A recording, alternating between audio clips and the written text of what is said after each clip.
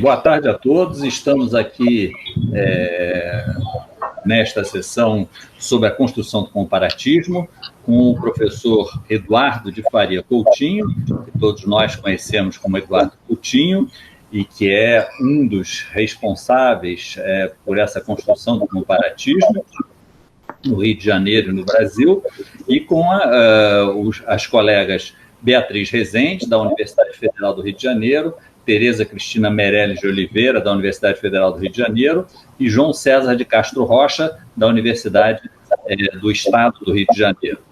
E então começamos dando a palavra ao professor Eduardo Coutinho. Por favor, professor. Antes de mais nada, eu gostaria de agradecer a você, Jobim, pela iniciativa, que me parece uma ideia bastante interessante, e agradecer, evidentemente, aos meus colegas, Bia, Tereza e João, por terem aceito participar dessa sessão.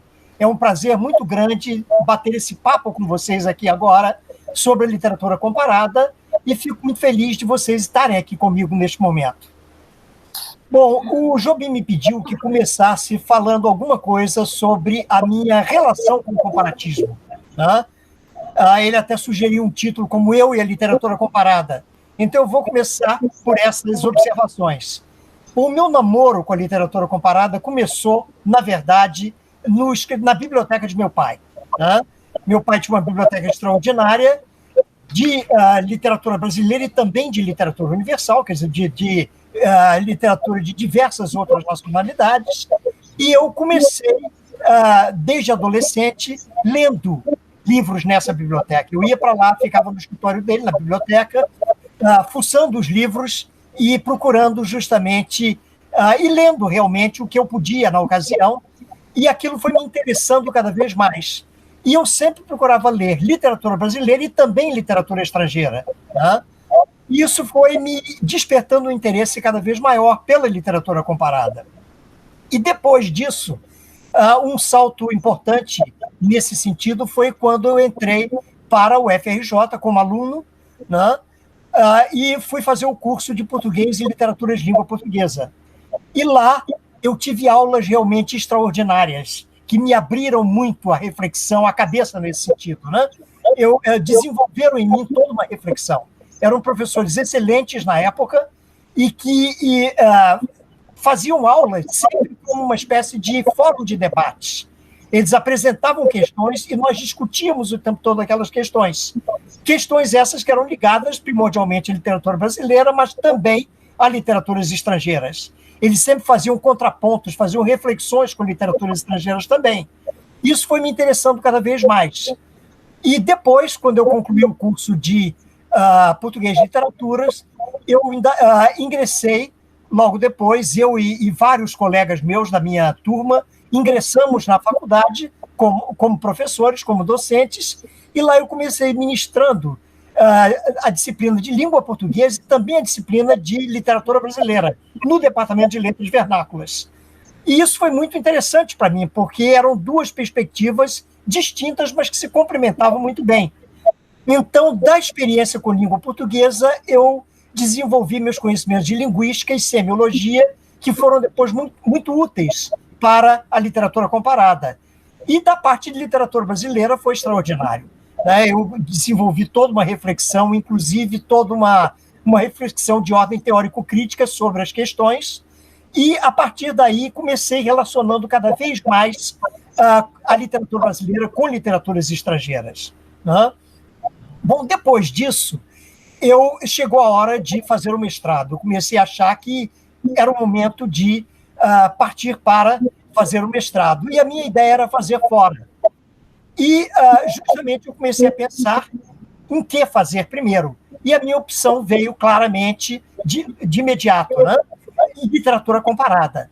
E eu comecei a ver quais as universidades americanas eu me interessei em fazer nos Estados Unidos, que naquele momento era o grande eixo dos estudos comparados. Esses estudos tinham começado praticamente na França, de finais do século XIX, foi lá que eles se configuraram e depois se consolidaram, e depois o eixo principal passou a ser os Estados Unidos, principalmente meados do século XX, porque foi justamente logo depois da Segunda Guerra, quando muitos europeus se deslocaram para os Estados Unidos e passaram a ser professores nas diversas universidades americanas. Foi o caso do Wellek, por exemplo, foi o caso do Friedrich, que foi quem criou, junto com um pesquisador francês também, suíço, aliás, a primeira bibliografia de literatura comparada. Ele era suíço. E fez construiu a segunda bibliografia de literatura comparada, voltada totalmente para a literatura comparada. Essa bibliografia data de 1950 e ela é considerada uma espécie de marco nos estudos comparatistas de então. Tinha havido uma bibliografia antes que tinha sido criada no início do século XX e essa veio a substituir depois, em 1950. E também o Friedrich, ele estava radicado na Universidade de Carolina do Norte, em Chapel Hill, que era uma cidadezinha realmente muito agradável, e nesse local ele tinha organizado o segundo congresso da Associação Internacional de Literatura Comparada, a ILC, e tinha sido fundada pouco antes, em 1955, tá? Num evento em Veneza, um lugar magnífico para se começar uma associação. Aliás, como parêntese, 50 anos depois, foi feito um novo congresso em Veneza em comemoração àquele, e foi uma coisa espetacular. Eu tive a sorte de estar presente, né, nesse segundo congresso. Bom, muito bem. Então, lá, o departamento era chefiado pelo Friedrich, né, que foi quem organizou esse congresso. E foi um congresso fundamental porque foi um momento em que o Wellek, que também tinha vindo da Europa, da Tchecoslováquia, né, e passando pela França, e estava radicado agora em Yale, lá nos Estados Unidos. E naquele momento ele apresentou um texto bombástico nesse congresso, que foi a crise da literatura comparada, que despertou toda uma polêmica entre o comparativismo mais tradicional, representado pelo grupo francês ali presente, e os novos que vinham se desenvolvendo dentro das universidades americanas. Essa polêmica é uma polêmica riquíssima, né, que se encontra ainda presente nos anais desse evento, né, de 1958. Então, essa universidade foi um marco nesse sentido. E eu fiquei fascinado por tudo isso e resolvi solicitar aceitação em Chapel Hill. Felizmente, fui aceito e me desloquei para lá para fazer o mestrado. E, na ocasião, eu cheguei com a cara e a coragem, não tinha bolsa ainda, tinha pleiteado uma bolsa da CAPES que ainda não tinha sido concedida, mas eu não quis perder a oportunidade, fui, e lá eu tive a sorte de ser convidado por eles, por alguns professores de lá, do departamento, para lecionar português e literatura brasileira também. Então, eu fui um teaching assistant durante todo o tempo que estive lá, lecionei desde o elementar de português até literatura brasileira e cultura brasileira. Isso foi uma experiência riquíssima para mim. Eu gostei imensamente dessa experiência. E outra experiência muito importante que eu tive lá também em Chapel Hill foi tomar consciência das relações culturais entre o Brasil e os demais países da América Latina. Eu vou voltar a isso depois com mais detalhes. Mas, de qualquer maneira, naquele momento eu comecei a me interessar muito por essas relações e procurando estudar as semelhanças e diferenças que havia entre esses diversos países. E fiz vários cursos no departamento de espanhol aí também, de língua e literatura, sobretudo, espanhola e hispano-americana, principalmente. Isso me deu uma abertura muito grande e despertou um interesse imenso em mim pelos estudos comparados nessa área da literatura latino-americana. E quando eu digo latino-americana, eu digo propositalmente para distinguir como um termo global que inclui a brasileira e a hispano-americana. E mais ainda, outras que depois eu vou desenvolver um pouco mais. Mas, enfim. Então, nessa ocasião, eu acabei fazendo a minha dissertação de mestrado, né, sobre dois autores, um brasileiro e um hispano-americano, Guimarães Rosa e Cortázar, focalizando sobre as inovações que eles introduziram em termos da técnica e estrutura narrativa e também da linguagem, né? Da linguagem tanto no sentido estricto como também no sentido mais amplo de discurso narrativo. E essa dissertação depois eu acabei publicando, inclusive em inglês. Curiosamente, na Espanha, em Valência, onde eles se interessaram na ocasião pela publicação, então acabei publicando lá.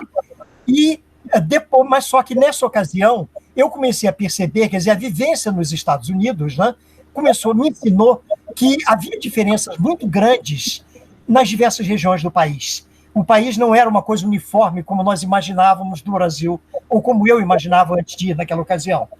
Então, eu comecei a ver que essas diferenças eram muito importantes no âmbito dos estudos acadêmicos e, sobretudo, no campo da literatura comparada.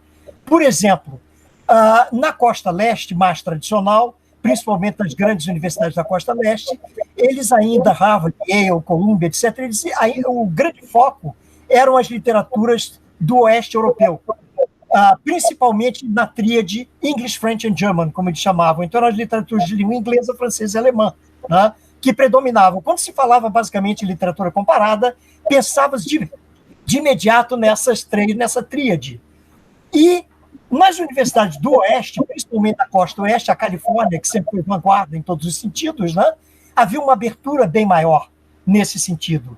Lá se estudavam literaturas de outros povos, inclusive uma ênfase bastante grande sobre algumas que tiveram um papel importante na construção do próprio Estado, como as literaturas de língua hispânica, né, e também de línguas orientais, porque havia um contato muito grande com os países do Oriente e a Califórnia. Então, eu me interessei muito por isso. E como eu já estava fascinado pelos estudos do Brasil e da América Hispânica, ou da América de língua espanhola, eu resolvi tentar o doutorado em Berkeley. E, felizmente, fui aceito, então me transferi para lá. Né? E Berkeley, para mim, foi um deslumbramento imenso. Primeiro, porque era uma universidade extraordinária em todos os sentidos, é uma das top universities dos Estados Unidos. E segundo, porque era uma universidade extremamente vanguardista em todos os aspectos. Né? Então, eles tinham... e lá, essa abertura deles me facilitou muito o desenvolvimento dos estudos que eu já vinha fazendo. Né? Eu comecei a ler muito mais ainda do que eu já tinha começado lá os estudos... obras de literatura espanhola e principalmente hispano-americana e norte-americana também. Eu tinha também um fascínio muito grande por isso. Inclusive, um dos requisitos para o doutorado em Berkeley era que nós nos especializássemos nas literaturas de 3 idiomas distintos. Né? Para o mestrado eram 2, para o doutorado eram 3. E, além disso, um conhecimento também de outra língua estrangeira para leitura e de uma língua clássica. Então, eu escolhi, evidentemente, o português, o espanhol e o inglês. E, com isso, isso também foi uma abertura imensa para mim. Eu li muitos autores de literatura norte-americana, alguns deles eu não conhecia, outros eu já conhecia muito, como Faulkner, por exemplo, por quem eu tenho extrema admiração. Aquele livro The Sound and the Fury, por exemplo, é uma das obras que eu considero mais extraordinárias, né, da literatura norte-americana e da literatura ocidental até. E nessa ocasião, aí também, e como, evidentemente, uma quarta língua para leitura apenas, eu tinha escolhido o francês, que eu já tinha algum conhecimento bom, para leitura principalmente, e como clássica eu escolhi latim, não tinha outra opção. E isso foi muito bom, inclusive porque eu trouxe à tona grande parte da minha formação aqui do Brasil, porque eu ainda peguei a época em que nós tínhamos latim no ginásio. E depois eu fui do Pedro II, e no Pedro II, no curso clássico que eu fiz, exigia-se o latim, muito. Então tinha uma base em latim boa, e principalmente depois da Faculdade de Letras, onde nós tínhamos cursos de latim obrigatórios. Isso foi também muito interessante. E trouxe isso me garantiu uma formação bastante sólida até, de que eu agradeço muito, né? Isso me ajudou muito depois da minha carreira profissional. Então, em Berkeley, assim como em Chapel Hill, eu tive também algumas coisas que me encantaram. E experiências também muito boas. Primeiro, novamente, eu consegui ser teaching assistant lá. Então, eu lecionei desde o elementar de português até a literatura brasileira. E também cultura brasileira, que era um curso interessantíssimo. E depois disso, e aí a outra experiência também que me agradou muito foi, eu tinha colegas muito interessantes que também tinham feito um recorte dentro do comparatismo muito próximo ao meu, até semelhante, porque eram línguas inglesa, espanhola e alguns francesa, outros portuguesa. Então, nós resolvemos nos juntar e fazer uma revista. E essa revista para nós, foi uma realização interessantíssima, né? Era uma revista trilíngue em inglês, espanhol e português, e a revista, para nossa satisfação, teve uma acolhida boa na época da crítica norte-americana, principalmente lá do grupo de pessoas ligadas à Universidade de Berkeley, né? Então, isso foi realmente uma experiência muito rica para mim. A revista chamava-se Via. Até hoje eu tenho uns exemplares dela aqui guardados como recordação.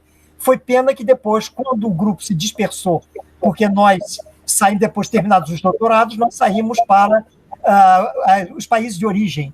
Então, a maioria deles eram estrangeiros como eu. Então, com isso, o grupo se dispersou e a revista praticamente morreu ali. Nós fizemos 2 números apenas, que foram bastante bem vistos, mas paramos ali, né? E depois eu fiz os meus exames de qualificação e depois a tese. E na tese eu focalizei mais a figura de Guimarães Rosa agora, mas em diálogo com Cortázar, Garcia Marques e Vargas Llosa, que eram autores mais ou menos contemporâneos a Rosa, aliás, bem próximos em termos de publicações, em termos da própria idade, né? E fiz com ênfase em Guimarães Rosa, principalmente no Grande Sertão, mas também fazendo referências constantes a esses outros autores. E a tese eu também publiquei depois em Chapel Hill, curiosamente, interessantemente, porque eles já me conheciam, tiveram interesse, demonstraram interesse, eu então mandei os originais e foram publicados por lá. Eu tenho também, até hoje, exemplares desse livro, que depois eu, aqui no Brasil, publiquei, mas em fragmentos, em diversas revistas e como capítulos de livros, etc. Não publiquei mais na íntegra, né? Mas publiquei partes, quase toda a tese em partes, né? Isso foi também uma experiência interessante para mim. Agora, depois de Berkeley, então, voltei para o Brasil e aí reassumi minhas tarefas lá na UFRJ, né? Então, eu estava ligado ao departamento de vernáculas ainda, porque eu tinha saído por ele. E comecei lecionando lá, novamente, literatura brasileira. Aí não mais língua portuguesa, mas mais literatura brasileira.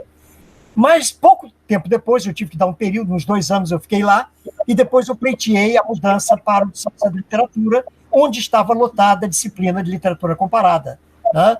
Então, passei a atuar no Departamento de Literatura Comparada. E lá eu fui desenvolvendo minhas pesquisas ligadas ao CNPq. Desde o início eu fiz projetos para o CNPq, então desde aquela época eu tive projetos aceitos pelo CNPq, felizmente, e então desenvolvi toda uma produção ligada exatamente a esses projetos, né, dentro da UFRJ. E essa produção foi publicada em textos variados ao longo da minha carreira e também no exterior, alguns deles, por causa da participação em congressos, que eu passei a frequentar muito congressos, principalmente da Associação Internacional de Literatura Comparada, né? E depois eu publicava os textos nos anais. E também orientei muitas teses nessa ocasião, teses tanto de mestrado quanto de doutorado. Participei de diversos eventos, e 2 coisas aí que eu queria chamar a atenção são: uma delas foi a criação da Abralic, né? E a outra... Sim, então, falando um pouco da Abralic.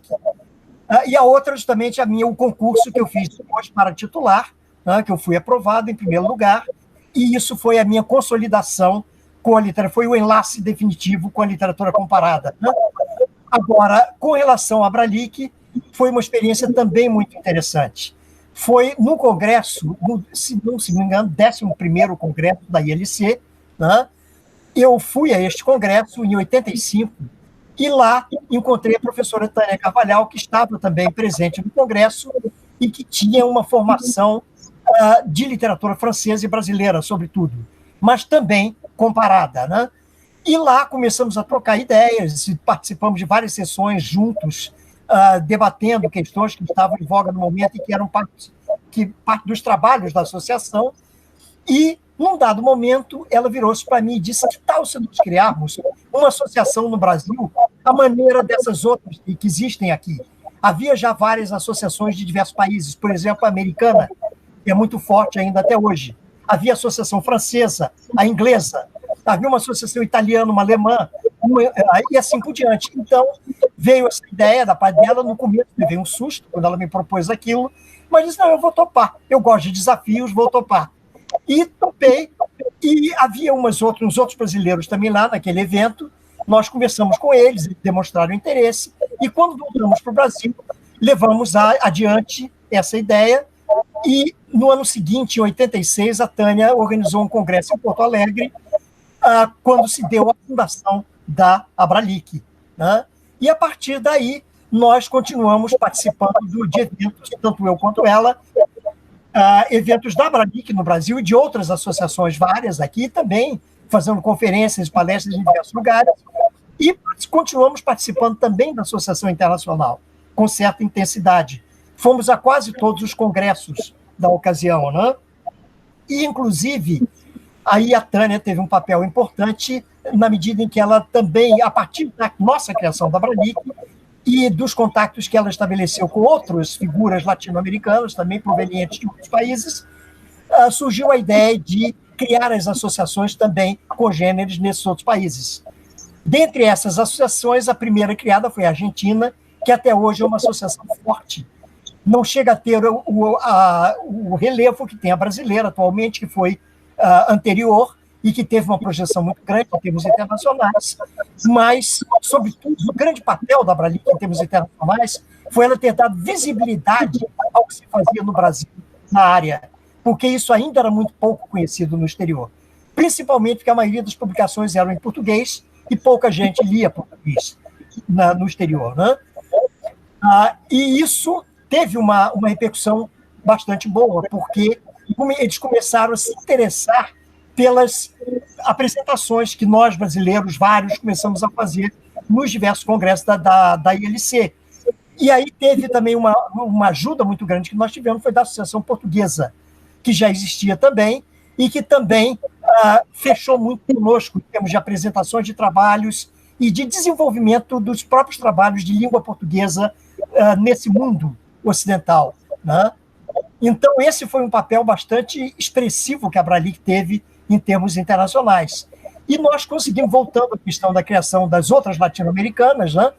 Essa teve a Associação Argentina, que está viva ainda hoje, e que teve um papel também bastante importante. Teve a Associação Uruguaia, que foi criada, sobretudo, pela Lista Bloch de Bear, né? Mas que, depois que ela se aposentou, ficou um pouco hibernada. Hoje ela está um pouco obscurecida, não tem associação. Ela continua produzindo, continua até pelo menos recentemente, está produzindo bastante, mas a associação ficou um pouco silenciada. E depois que conseguimos criar também a peruana, que também teve um papel importante. E aí uma coisa interessante, na ocasião, estava no Peru, o Biagio D'Angelo, que vocês todos conhecem, que era um professor italiano, que veio primeiro ao Peru, depois ao Brasil, e ele teve um papel também importante nesse sentido, contribuindo muito para a criação da Associação Peruana. Estabeleceu os nossos contatos com os estudiosos peruanos de literatura comparada, né? E foi fundada a associação. Tanto a Tânia quanto eu estivemos presentes nessa fundação. Mas depois também a Associação Peruana não foi muito para diante.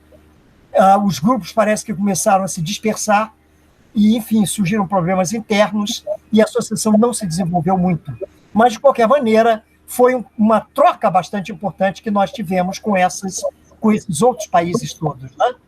E isso, para mim, teve uma importância muito grande, porque eu sempre procurei desenvolver os estudos latino-americanos aqui no Brasil, né?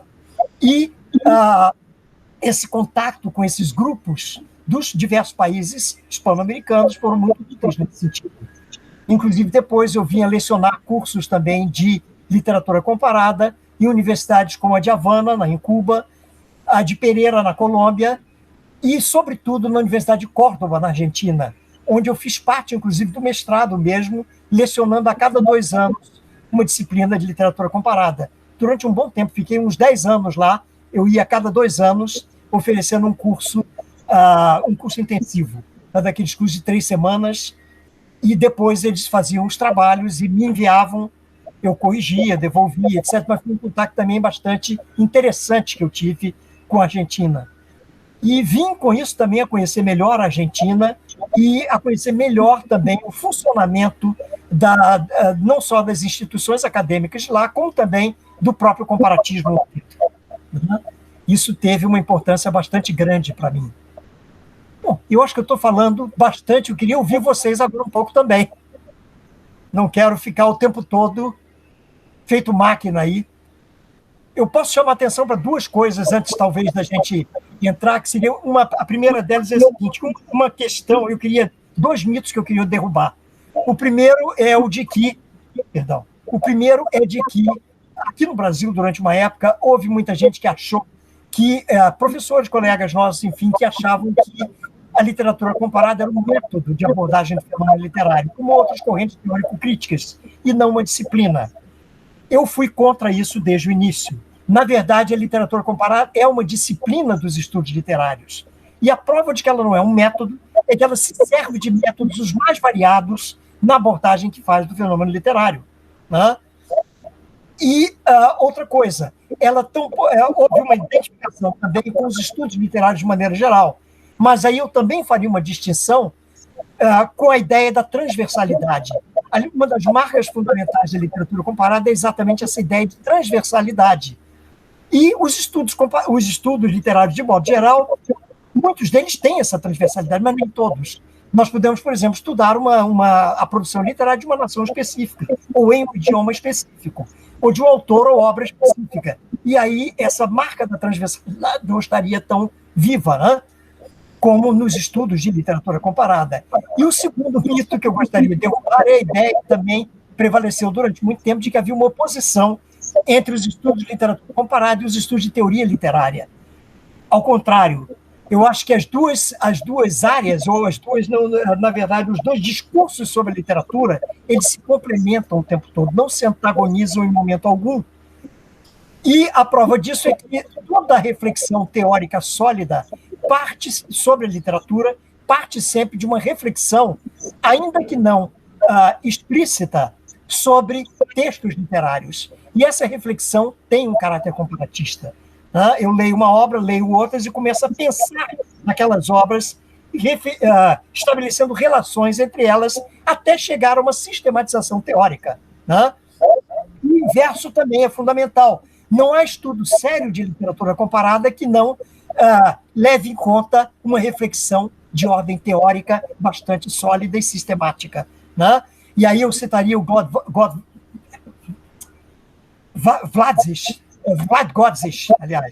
Godzisz, que diz que não há conhecimento ateorético da literatura. Muito pelo contrário, todo conhecimento da literatura implica reflexões de ordem teórica bastante acentuadas, inclusive. Acho que eu posso deixar vocês falarem agora um pouco. Muito bem. Eu vou pedir duas coisas. A primeira é a seguinte: quem não estiver falando, a gente desliga o microfone, que dá microfonia, dá problema na gravação, tá? E vou pedir, então, na sequência aqui, a professora Beatriz Rezende para fazer o uso da palavra, fazer as suas questões para o professor Eduardo Coutinho.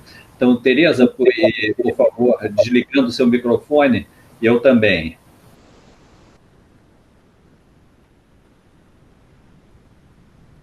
Não estou ouvindo, peraí.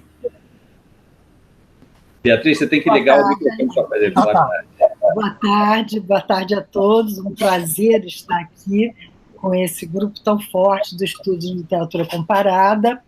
Eduardo, eu fiquei muito emocionada com a sua trajetória, até porque nós tivemos, em várias fases da vida, trajetórias muito parecidas, né? Com certeza. Eu achei lindo você começar dizendo que o seu gosto pela literatura comparada começou numa biblioteca.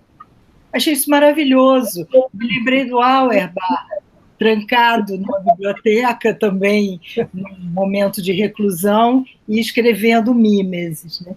É claro que não era uma biblioteca qualquer, uma biblioteca do Afrânio Coutinho, uma casa que virou biblioteca, foi virando cada vez menos casa, mais biblioteca, mas, sobretudo, isso, né? Desse gosto, desse amor, dessa necessidade mesmo de trabalhar a partir da obra literária. Eu acho isso muito marcante na literatura comparada. Eu tenho uma série de perguntas, mas eu vou começar logo pelo mais quente, essa deixa que você deu no final, que é a questão... Depois eu vou fazer outras perguntas também sobre comparatismo, a sua própria trajetória, mas eu queria começar com essa questão que é polêmica, e é polêmica, inclusive, não polêmica, mas é uma questão dentro do nosso Departamento de Ciência da Literatura, que abriga hoje, basicamente, duas linhas, que é a literatura comparada e a teoria literária. Eu gostei muito dessa sua perspectiva e que realmente nem sempre há, até mesmo nos alunos, né, nem sempre há essa ideia da importância e da abrangência da literatura comparada. Eu estou convencida de que a literatura comparada num curso de letras, no que diz respeito às literaturas, ela devia ser espinha. Nós poderíamos ter um curso de literatura comparada que atravessasse toda a formação do aluno e juntasse os alunos de língua inglesa, os alunos de línguas orientais, numa faculdade como a Faculdade de Letras, que tem línguas orientais, tem hebraico, tem alemão, tem tudo. A literatura comparada seria extremamente importante. No entanto, na prática, a gente não vê isso. A gente vê a literatura comparada como um momento que a gente aproveita como der, e não essa perspectiva que, curiosamente, os próprios professores das outras literaturas advogam. Hoje, os professores de literatura francesa dizem que, se em vez da literatura francesa ficar no fim do curso dada em francês, ela fosse estudada no correr do curso, seria talvez mais importante. E eu vou dar um exemplo de um livro que eu uso muito no meu curso de literatura comparada, cada vez menor, cada vez mais reduzido, que é o livro do Luiz Costa Lima, O Redemoinho do Horror. Quer dizer, eu estou falando do Costa Lima porque é o teórico mais hard, aquele que se apresenta realmente como um teórico, não é? No entanto, esse livro, que é uma leitura deslumbrante, inclusive de Garcia Marques, como de Conrad, é um livro extremamente importante para o desenvolvimento da comparada. Não sobre a questão de como darmos, como estudar, vamos voltar a isso possivelmente mais adiante, quando falarmos do comparatismo. Mas eu gostei muito dessa sua provocação e gostaria que você desenvolvesse mais isso. Só vou encaixar uma outra pergunta, porque eu acho que está dentro desse seu pensamento. Você, logo depois da biblioteca, você foi para os Estados Unidos e foi para Chapel Hill e depois para Berkeley, né? Em Berkeley, você foi para uma universidade onde as questões sociais e culturais eram muito fortes, né? Os movimentos sociais nos Estados Unidos naquele momento eram extremamente fortes, e me parece que isso contribuiu bastante por toda a vida para que você tivesse essa visão da literatura comparada, que é o que eu penso também como disciplina, que fosse também um trânsito entre diversas culturas, além de diversas literaturas. Então, eu queria que você falasse um pouco mais disso, a questão da disciplina e dessas trocas. Tá ótimo, muito obrigado pela oportunidade. Na verdade, quando eu fui para os Estados Unidos, foi na década de 70, início da década de 70. Eu fiquei de 71 a início de 77. E nesse período, havia os estudos literários na universidade estavam muito voltados para o texto literário, sempre. Que, aliás, sempre foi uma das marcas fundamentais da literatura comparada, partir do texto literário. Mas nunca parar aí. Chegar a toda uma reflexão de cunho teórico e crítico, né? E, justamente, na época, o que prevalecia nesse sentido, que dominava no contexto norte-americano, principalmente do sul, onde eu estava, era, aliás, diga-se de passagem, uma coisa interessante é que Chapel Hill, como toda cidade universitária norte-americana, era uma espécie de um quisto progressista dentro de uma área extremamente conservadora, que era o sul norte-americano, né? Tanto que toda hora havia conflitos muito grandes, e toda hora que eles queriam tirar verba os governadores ou prefeitos queriam tirar verba dos estadistas do Estado, tiravam sempre da cidadezinha, que era um foco progressista por causa do meio universitário. Mas então, naquela época, apesar disso, era o contexto da época, prevalecia o New Criticism, né, como corrente teórico-crítica, embora os estudos literários não se ativessem apenas a isso. Estudava-se também sociologia da literatura, psicologia da literatura, faziam-se análise de outras correntes literárias que não apenas o New Criticism. Mas o foco principal naquela ocasião era o New Criticism ainda, anos 70. Depois, quando eu fui para Berkeley, a coisa já estava mudando. E lá, com todo o vanguardismo de Berkeley, abria-se para várias outras possibilidades, mas ainda muito no campo experimental. Voltei para o Brasil e, na década de 80, voltei lá para um congresso, voltei aos Estados Unidos e levei um susto. Porque quando cheguei lá, o que estava se fazendo em quase todas as universidades era desconstrução, né? A desconstrução estava na moda na ocasião. E eu comecei a pensar sobre o porquê daquilo. Inclusive, uma coisa interessante é que os Estados Unidos sempre foram um país muito voltado para a prática. Era um caráter muito pragmático, né? E eles não tinham uma reflexão teórica assim como havia, por exemplo, na Europa. Claro que eles tinham também, mas eu digo, não tinha o peso que tinha a reflexão teórica europeia, e ela não era tão enfatizada no meio acadêmico como era, por exemplo, em certos países da Europa, a França, por exemplo, a Alemanha, enfim. No entanto, eu me deparo com um contexto em diversas universidades americanas diferentes, né, umas das outras, em que tudo era desconstrução, quase que só faziam desconstrução. Então eu comecei a me perguntar o porquê daquilo, até que caiu a ficha. Eu comecei a ver que justamente os anos 50 nos Estados Unidos foram o período do American Dream, do apogeu do American Dream, o pós-guerra, né? Hollywood e toda aquela coisa. E a década de 60 foi o contrário. Foi quando começaram a pipocar as reações àquela falsa utopia que se havia desenvolvido ao longo da década de 50. Né? É quando começam justamente as primeiras manifestações do pós-modernismo, por exemplo, nos Estados Unidos, que, aliás, uma coisa interessante, é um dos primeiros movimentos de caráter estético, literário, que surgiram num contexto fora da Europa, né, nos Estados Unidos, e chegaram a outros países. Mas, enfim, então eu comecei a aprofundar um pouco isso e verifiquei que a razão era clara, é que a desconstrução caía como uma sopa no mel para todos os movimentos políticos que tinham se desenvolvido no contexto americano na década de 60, que começaram com o feminismo, que teve um papel fundamental, né, em todos os sentidos, foi uma das grandes revoluções do século, e isso é dito por diversos filósofos, não é nada que eu esteja dizendo, apenas eu estou, no caso, parafraseando certos filósofos que diziam isso, e eu concordo com essa observação. E na esteira do feminismo vieram os outros movimentos, todos os movimentos étnicos, né, como o movimento do negro norte-americano, que teve um papel importantíssimo também, depois movimentos como os de outros grupos étnicos, como os hispânicos, os orientais, e assim por diante. Né? E também o movimento hippie, que vai ter um papel importante, porque é a partir dele que se questionam certas estruturas do academicismo norte-americano, né?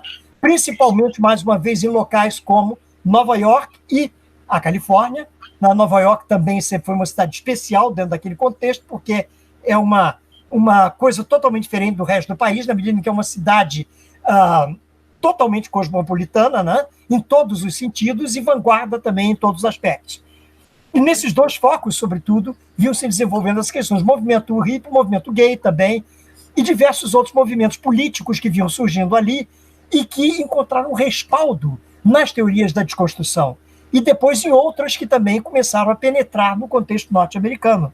Então, essas teorias vieram dar um respaldo filosófico necessário para as lutas políticas que vinham se desenvolvendo nos Estados Unidos. Isso foi muito interessante. E eu pude assistir, quando estive em Berkeley, a certas manifestações que me encantaram. Por exemplo, quando os Estados Unidos entregaram os pontos praticamente na Guerra do Vietnã, né, viram que não tinha mais jeito continuar lutando ali, que aquilo estava trazendo prejuízos maiores do que vantagens para o próprio país. Então resolveram encerrar a Guerra do Vietnã, e naquele momento, enquanto em grande parte do país havia manifestações de luto por causa disso, né, na Califórnia havia uma euforia extraordinária. eu peguei um movimento na rua que foi uma loucura nesse sentido, de todos os grupos, praticamente, da população, festejando enlouquecidamente o fim da Guerra do Vietnã com a derrota norte-americana, né? Então, isso é um exemplo da abertura até daquela região. A gente tende, muitas vezes, a generalizar o que ocorre dentro dos Estados Unidos, quando, na verdade, a coisa não é bem assim. Nós encontramos ideologias as mais variadas, visões de mundo as mais variadas dentro do contexto norte-americano, máximo no contexto universitário, né? E no contexto, no meio intelectual também, de maneira geral, né? Então, essas manifestações políticas tiveram um papel importante para mim, bastante. Eu pude perceber tudo isso, primeiro quando estive lá fazendo o doutorado, e depois quando voltei em congressos diversos, né? Eu ia dizendo mais alguma coisa ligada a isso, mas agora me escapou. Tá bom, deixa para os outros. Tá bom. Muito bem. João, por favor. Bom, boa tarde. Inicialmente, quero aqui parabenizar, Eduardo, o nosso célebre amigo, o Messias Jobim, por essa iniciativa tão interessante. Eu estou escutando você já há 40 minutos, Eduardo. Eu continuaria escutando por certamente outros 40. É rigorosamente fascinante, como a Beatriz Rezende mencionou, essa reconstrução de um projeto, de uma trajetória intelectual, nem tanto pelo seu resultado, os livros publicados, as teses defendidas, mas por uma espécie de conhecimento dos bastidores. Essa reflexão que você propôs agora sobre os anos 50, os anos 60 nos Estados Unidos, por exemplo, são rigorosamente fundamentais para entender o mundo contemporâneo. Em alguma medida, esse obscurantismo terrível que ocorre em todo o mundo não deixa de ser uma contra-reação à contracultura dos anos 60, assim como a contracultura se opôs nos anos 50.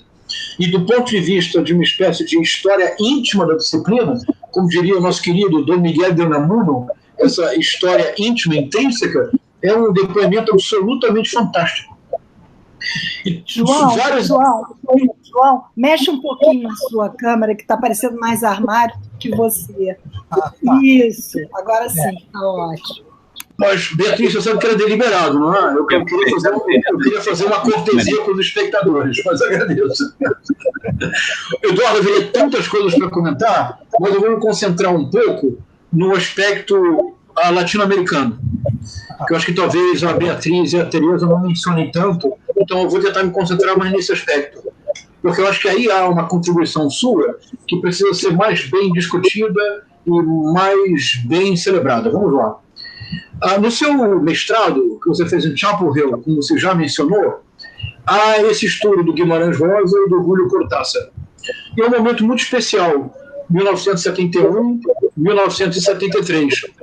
Talvez seja o único momento na história cultural latino-americana em que a América Latina, de fato, deixa de ser apenas um polo exótico, uma referência periférica, e, pelo contrário, desde pelo menos de 1967, com o fenômeno Cien Años de Soledad, a América Latina, muito em breve, o paradigma do...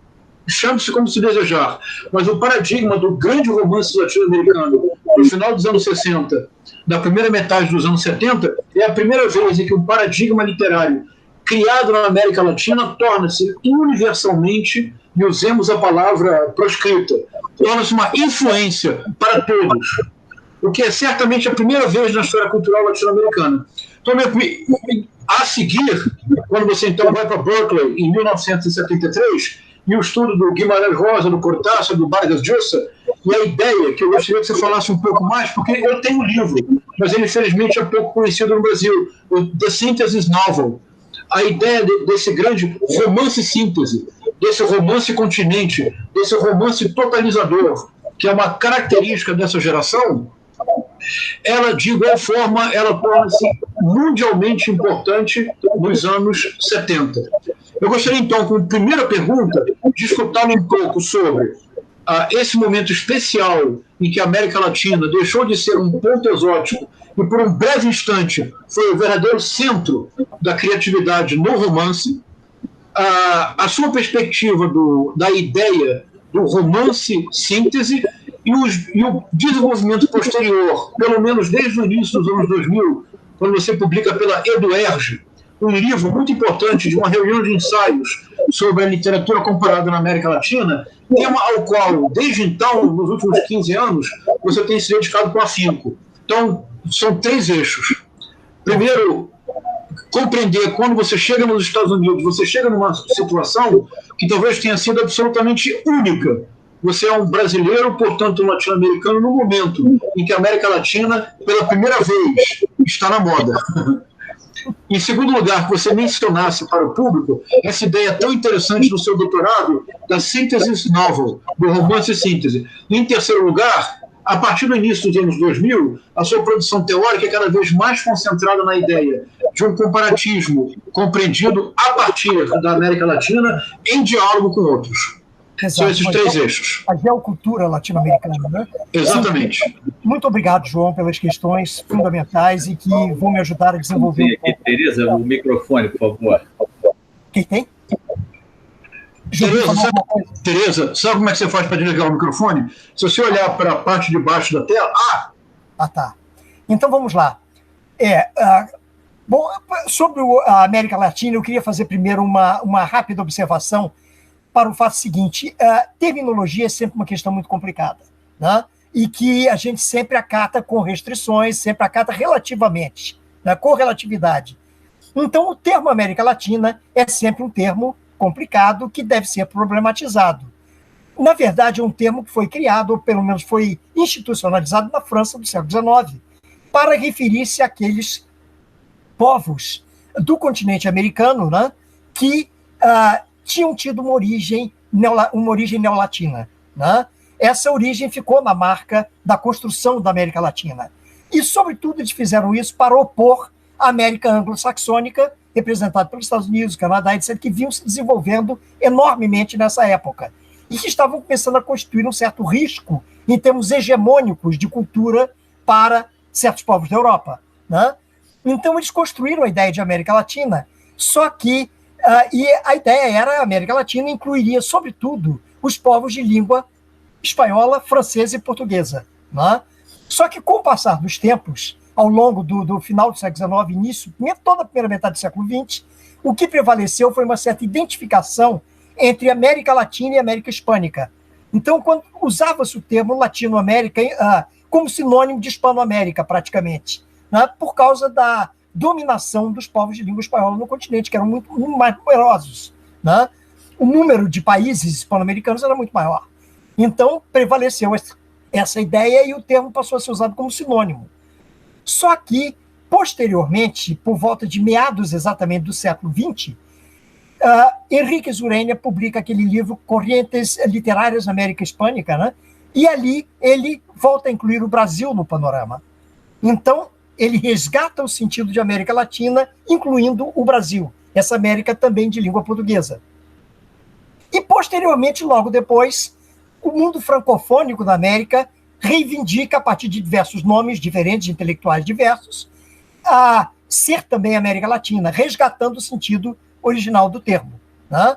Só que o termo se complicou bastante a partir desse período, porque o referencial etnolinguístico que prevalecia no início acabou sendo complementado por um outro referencial de ordem político-econômica ou político-social. Então, a América Latina passou a ser usada também, o termo, como sinônimo daquela América terceiro-mundista, em oposição a uma América primeiro-mundista representada pelos Estados Unidos e o Canadá. Só que aí já há um problema nessa divisão, porque o Quebec estava no Canadá e fazia parte da América Latina pela perspectiva anterior dos franceses já. Bom, começaram a aceitar essas duas ideias e o termo foi crescendo semanticamente, né? E depois ele passou a incluir outros povos, inclusive, que já não eram de língua nem francesa, nem espanhola, nem portuguesa. Por exemplo, Jamaica, Curaçao, etc., que passaram a fazer parte desse conjunto. Povos de língua inglesa ou holandesa, inclusive. E depois o termo ainda adquiriu um sentido maior no momento em que passou a incluir também as minorias hispânicas radicadas nos Estados Unidos e no Canadá.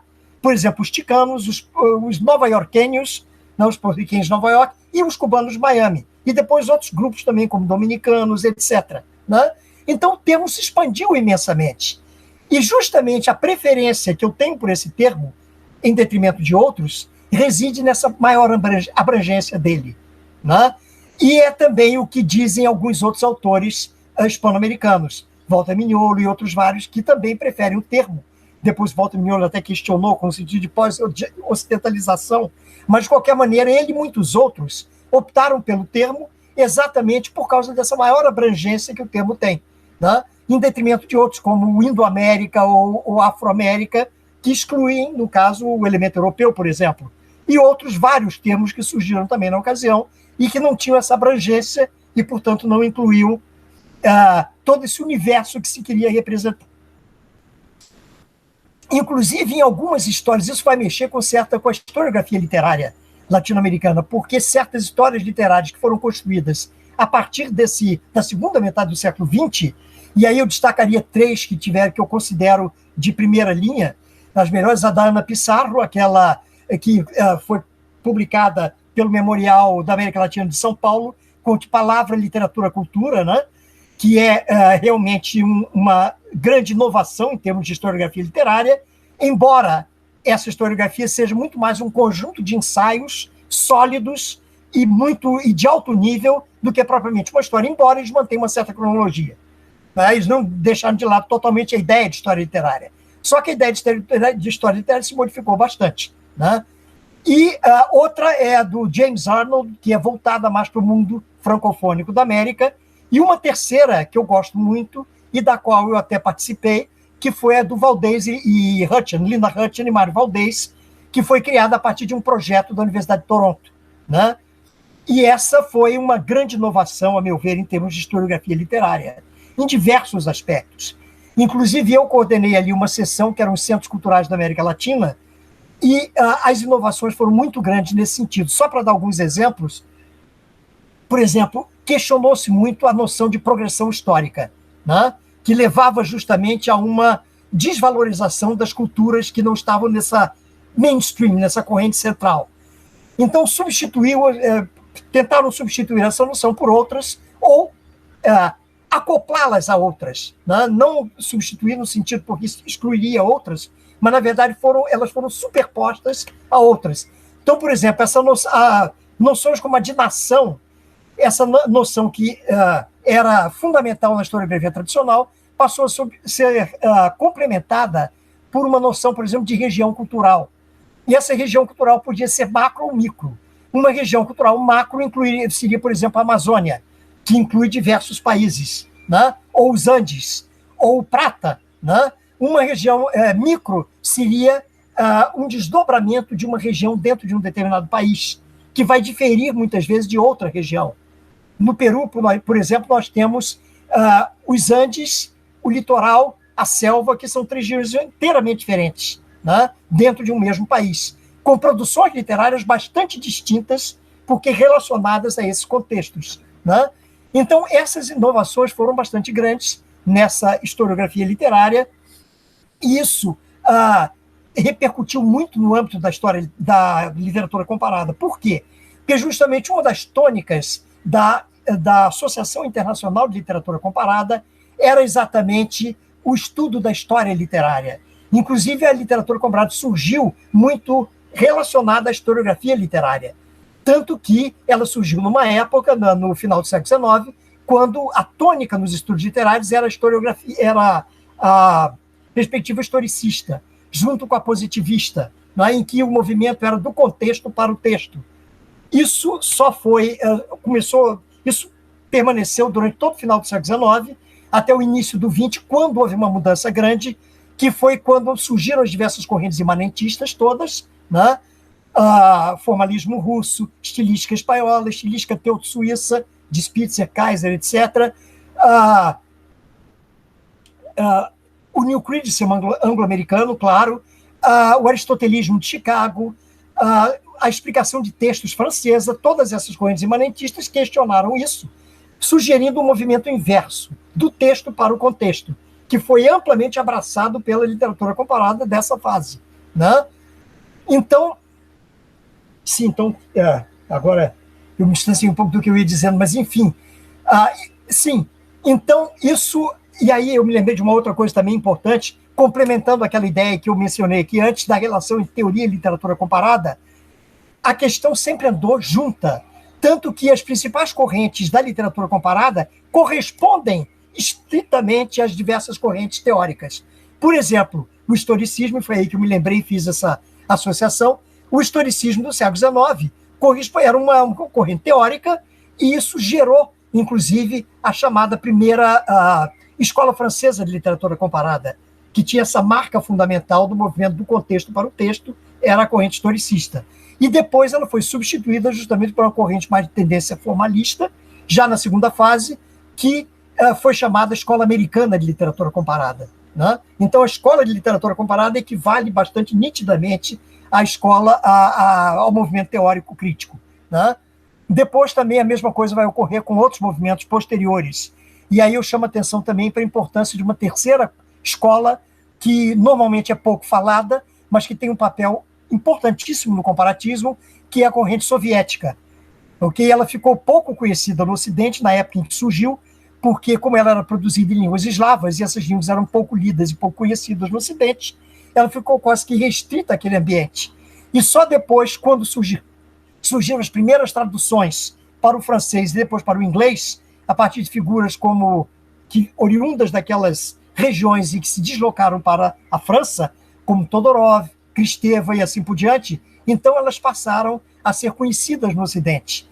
E a contribuição da escola soviética é fundamental, porque ela trouxe um casamento feliz, eu diria, entre correntes que eram até então tidas como absolutamente antagônicas, como o formalismo e o marxismo.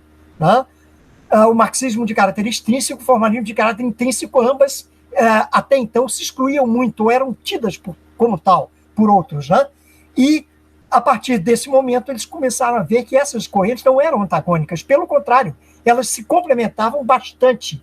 E essa foi uma contribuição importantíssima que a corrente soviética, a Escola Soviética de Literatura Comparada, veio a trazer, e que depois foi abraçada também por outras correntes. Né? Então, isso teve uma importância bastante grande.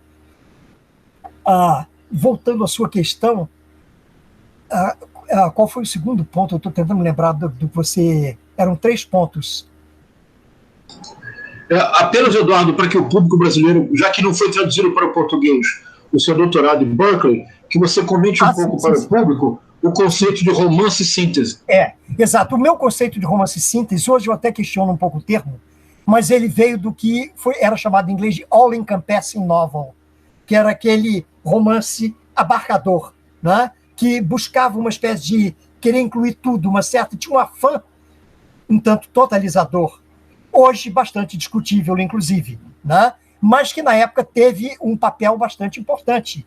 E foi realmente um momento em que, como você chamou atenção muito bem, em que a produção literária latino-americana ocupou um primeiro plano em termos internacionais. Foi uma projeção muito grande que essa literatura veio a ter. E eu fico feliz de você ter mencionado 100 Anos de Solidão, porque realmente é um romance que teve um impacto extraordinário nesse momento. Né? É um romance que eu considero realmente uma joia, realmente uma das grandes obras-primas da tradição ocidental e da América Latina. E esse romance teve um impacto bastante grande nesse sentido. Impacto esse que foi, inclusive, reconhecido por certos autores teóricos de renome da Europa, como o próprio Foucault, né, que no prefácio do Le Mot et les Choses, ele diz que esse livro se deve, em grande parte, às minhas leituras de Borges e de Garcia Marques. E depois, certas figuras que são expoentes do pós-modernismo citam, inclusive, esses 2 autores como uma espécie de pós-modernistas avant la lettre, né? Querendo dizer, inclusive, que o pós-modernismo é o estilo que podia ter surgido na América Latina, com figuras como essas. Né? Então, essa foi a minha ideia praticamente do romance-síntese. Eu modifiquei um pouco depois, mas ainda assumo muitas dessas questões ligadas à ideia do romance-síntese. A ideia era um romance que buscava, em vez de antagonizar, ele buscava aproximar certas tendências que eram tidas como opostas até então, como, por exemplo, o esteticismo e o engajamento social, ou como, por exemplo, o formalismo, a preocupação com a linguagem e a estrutura narrativa de um lado, e a questão conteudística de outro. né? Então, essas dicotomias que existiam até então e que eram muito levadas em conta nos estudos literários teriam sido derrubadas nessa fase. Inclusive, aí, nós podemos pensar que, por exemplo, o ludismo de um autor como Cortázar, chamado ludismo, ou de Guimarães Rosa, na verdade, não foram meros ludismos, né? Aquilo foi uma atitude conscientemente assumida de mostrar que não se mudam estruturas de pensar sem se mudar essas estruturas linguísticas e de expressão, de construção narrativa mesmo, do pensamento. Ok? Tinha uma outra questão ainda ligada a isso, que eu ia mencionar. É que eu chamei a atenção, Eduardo, eu chamei a atenção que a partir dos anos 2000, você começou a produzir de maneira mais sistemática um conjunto de reflexões sobre literatura comparada na e a partir da América Latina. Sim, exatamente, que essa é uma questão para mim fundamental. Agradeço muito você ter lembrado isso. É uma questão para mim fundamental, porque até muito recentemente, até meados do século XX, os estudos literários de maneira geral, e sobretudo os de literatura comparada, eram praticamente a importação de modelos surgidos no contexto euro-norte-americano, né? Primeiro europeu e depois americano também. Eu diria até que, por exemplo, para ficar com um exemplo, as teorias surgiam no contexto europeu, haja vista, por exemplo, o estruturalismo, que teve uma importância muito grande entre nós, ele surge na França, é disseminado para todo mundo, e ele era trazido, e aqui ele era meramente aplicado, sem que se levasse em conta as diferenças contextuais da nossa América e do mundo europeu, onde eles haviam surgido, do contexto de recepção e o contexto de produção, quando, na verdade, eles eram muito diferentes. E aí eu chamo a atenção até para um artigo, um ensaio, que eu gosto muito, que é o do Said, o Traveling Theories, em que ele vai mostrar justamente que é muito saudável que as teorias viajem. O pensamento tem que circular, né? Ele tem que viajar. Mas é preciso que, ao viajar, ele, ao encontrar um novo contexto, ele leve em conta exatamente as diferenças entre esse novo contexto histórico-cultural e aquele que lhe deu origem, aquele onde ele se originou. Então, isso para mim tem uma importância muito grande. E, nesse sentido, eu me somo a outros autores latino-americanos, Zuma Palermo, enfim, uma quantidade de autores nos Estados Unidos, há muitos, que estão lá hoje atuando de maneira bastante incisiva, né, na construção de um pensamento que parta do nosso contexto latino-americano, né? Isso parte dos diversos países que compõem esse conjunto chamado América Latina e também dos radicados nos Estados Unidos, latino-americanos radicados lá, que são muitos atualmente, né? Principalmente do universo hispano-americano. Agora, muitos brasileiros também. Antigamente eram poucos, agora muitos mais, né? Agora, hispano-americanos há um número realmente enorme. É uma reflexão, por exemplo, de uma Josefina Ludmer, de uma Beatriz Sarlo, enfim, de inúmeros outros que eu poderia citar aí infinitamente, né? Julio Ramos, mais recentemente, né? E que tem repercussão, vem ao encontro também de certas questões que foram desenvolvidas por autores hoje clássicos, como, por exemplo, o nosso querido Retamar, ok? Não é? Que Fernandes Retamar, em Cuba, que chamou a atenção dessas questões o tempo todo. Inclusive, quando eu estive em Cuba a primeira vez, lecionando um curso na Universidade de Havana, tive esse contato com ele e nos afinamos muito nesse sentido de procurar encontrar uma reflexão que partisse justamente do contexto latino-americano, né? E que se estendesse para o mundo, mas a partir de nós. Isso é o que nós entendemos hoje como o que chamamos de geocultura latino-americana, né? Tem até um livro que eu acho muito interessante da Zuma Palermo nesse sentido.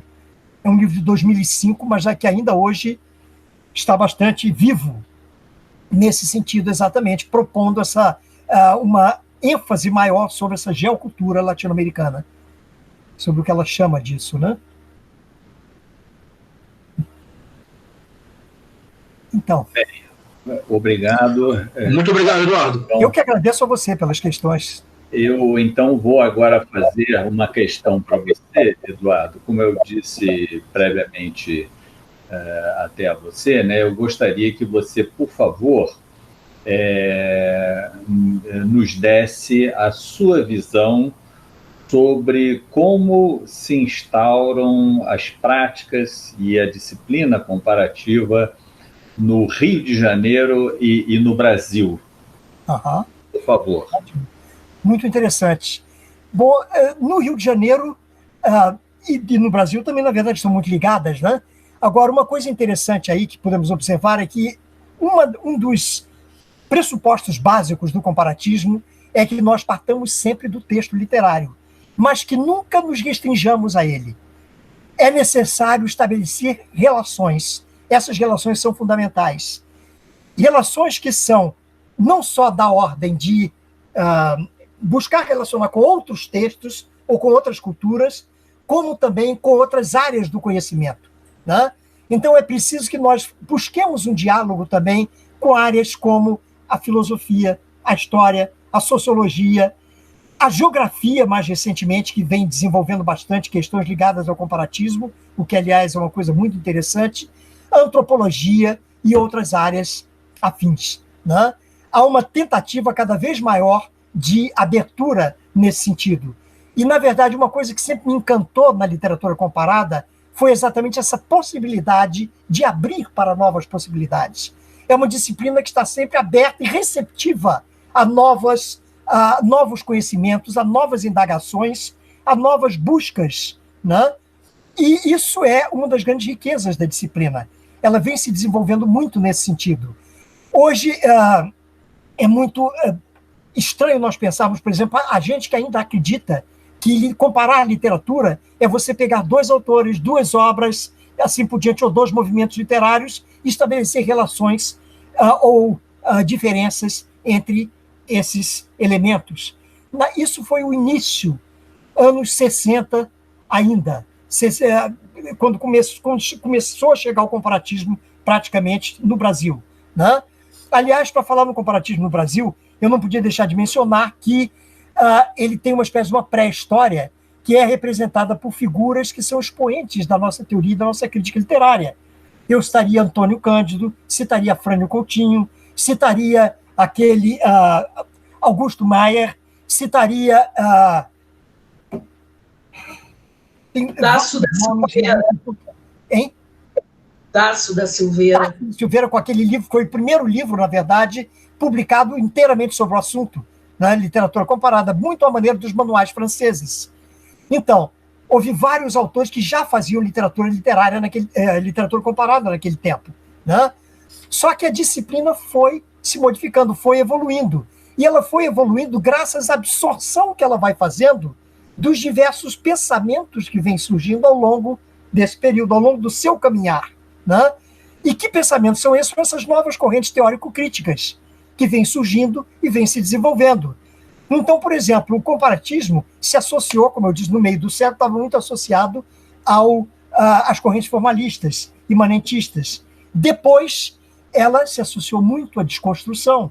Por exemplo, os anos 70, 80, sobretudo nos anos 80, quando foi o apogeu praticamente da desconstrução. Foi aquele momento em que nos Estados Unidos quase que só se fazia isso. Um susto, né? Porque o país pragmático fazendo o tempo todo desconstrução. Mas, enfim, nos anos 90, isso se associou muito aos estudos culturais e assim por diante. Mas, na verdade, a literatura comparada absorveu aspectos fundamentais de cada uma dessas correntes.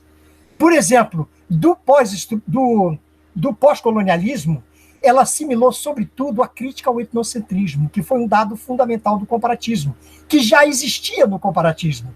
E se nós formos olhar, por exemplo, para trás, anos 50, por exemplo, é a perspectiva, por exemplo, de um Etienne, na França, que já questionava muito a perspectiva etnocêntrica, e mais até pior, eurocêntrica do comparatismo, né?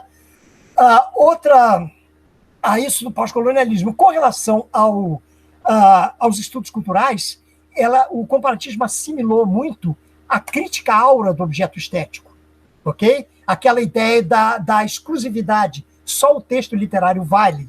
Quer dizer, o viés erudito da tradição literária e da tradição comparatista. Isso foi praticamente posto em xeque pelos estudos culturais, foi a grande contribuição deles, e isso depois se estendeu muitíssimo.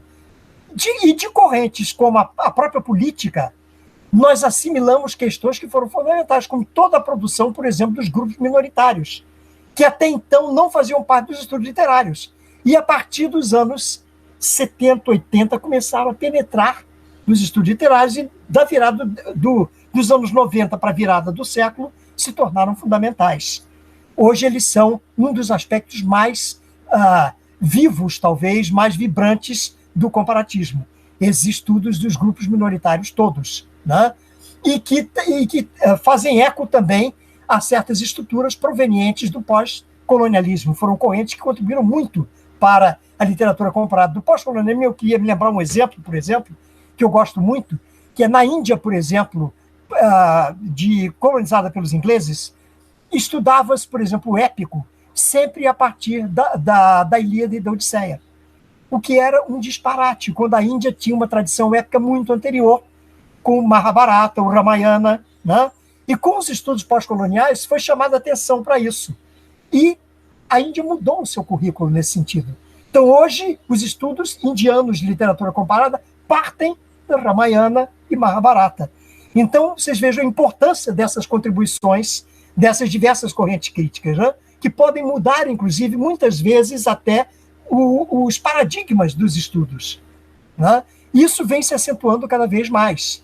E aí uma coisa interessante também observar é, se nós pegarmos, por exemplo, porque há uma diferença também grande aí entre o meio acadêmico norte-americano e o nosso, é que lá eles têm uma rigidez muito maior no sentido de cumprimento de programas acadêmicos. Então, por exemplo, eles estruturam sílabas de curso, né, um programa de curso que eles oferecem no primeiro dia, eles seguem à risca. E devem seguir à risca, porque há uma fiscalização, inclusive nesse sentido, por parte das universidades e também pela avaliação estudantil. Muito bem, aqui no Brasil nós sempre fomos muito mais flexíveis nesse sentido, nunca que tivemos uma rigidez tão grande assim. E justamente ligado a isso lá, daí os cortes terem sido mais bruscos lá, talvez. E ligado a isso, nós temos exatamente a Associação Norte-Americana de Literatura Comparada, que é uma associação bastante forte, e já existente também desde muito tempo, desde os anos 60, se não me engano, ou 70. Essa associação ela costuma fazer relatórios periódicos sobre o ensino da literatura comparada nos Estados Unidos. E é muito interessante nós observarmos isso, porque esses comentários que eles fazem refletem os estudos em termos internacionais também, porque eles estão muito afinados com a Associação Internacional e com os estudos fora dos Estados Unidos, né? Até pelas próprias facilidades que eles têm de intercurso com esses outros docentes, né? De outras instituições de outras partes do mundo. Então, eles estabelecem determinadas regras, às vezes que se tornam um pouco rígidas. Por exemplo, se nós acompanharmos a evolução desses relatórios, até o presente surgiram 5 relatórios. Eu até no texto que eu apresentei na Abralic, em Uberlândia, em 2019, eu acho, 18 ou 19, eu acho. Enfim, naquele texto eu até menciono isso, essa questão dos relatórios, né? Os americanos tiveram 2 primeiros relatórios que foram voltados para a fase clássica do comparatismo. Então, vocês veem ali os estudos comparados presos a uma série de liames. Por exemplo, para dar um exemplo claro, a questão da tradução. Eles não admitiam, por exemplo, o estudo de obras em tradução. Depois eles começaram a abrir. Mas por quê? Porque surgiram diversas críticas, dentro do próprio contexto norte-americano, de que aquilo gerava uma disciplina e um estudo, um departamento até, absolutamente elitista, porque poucas pessoas dominavam vários idiomas, né? Então eles foram modificando e começaram a aceitar os estudos em tradução, leituras de traduções de obras. Começaram com a graduação, depois estenderam até a pós-graduação. Se nós acompanharmos esse movimento, nós vamos ver que isso foi num crescente, cresceu muito ao longo do desenvolvimento da literatura comparada. E hoje reconhece-se que é muito melhor você estudar mesmo em tradução do que não estudar aqueles idiomas. Porque eles haviam uma rejeição mesmo total. Se não conhecemos a língua, não podemos estudar aquela produção literária. Hoje isso é totalmente considerado irrelevante. Inclusive a tradução é muitas vezes tida como um texto extremamente rico do ponto de vista literário também, né? E isso é preciso que seja levado em conta.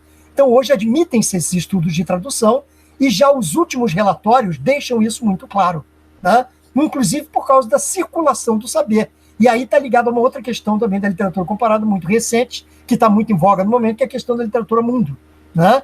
A literatura mundo está ligada exatamente a quais são as obras que a literatura mundo considera parte dela.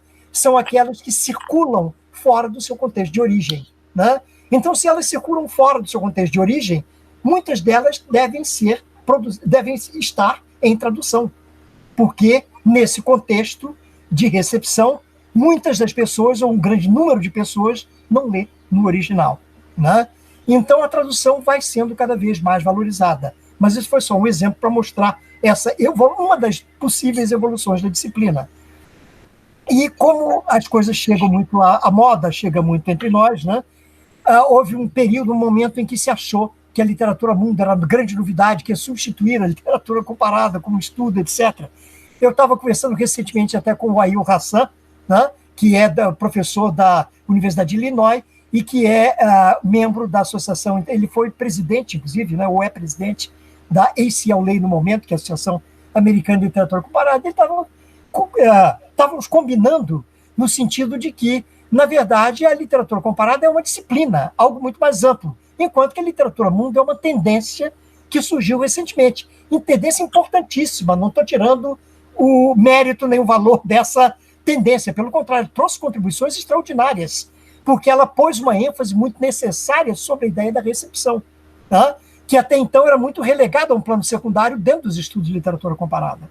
Então, essa foi uma contribuição preciosa que essa tendência ocorrente, literatura mundo, veio a trazer para os estudos de literatura comparada.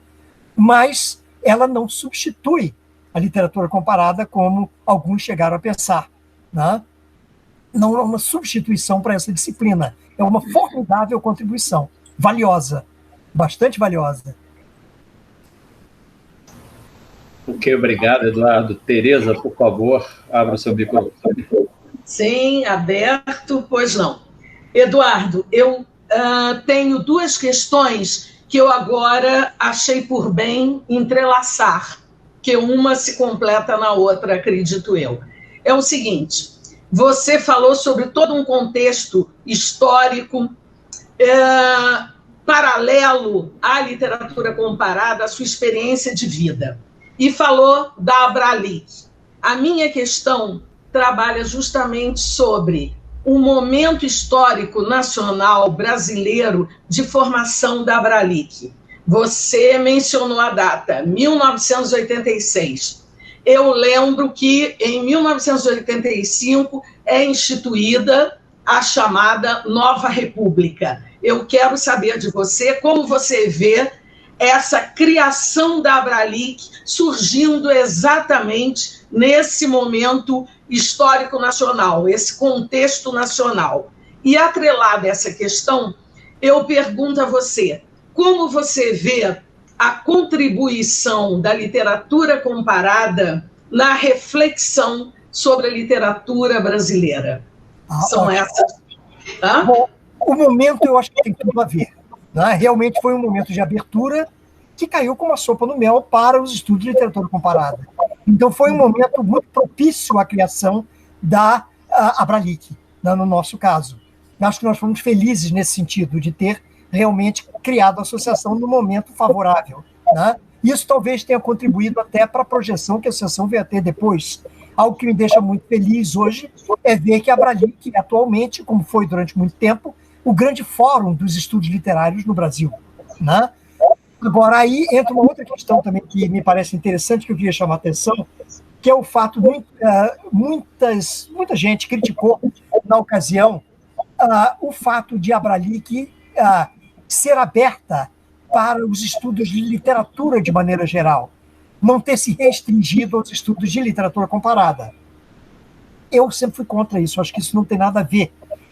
Os estudos de Abralik, claro que o que é fundamental nela é exatamente ela ter permitido essa abertura, né?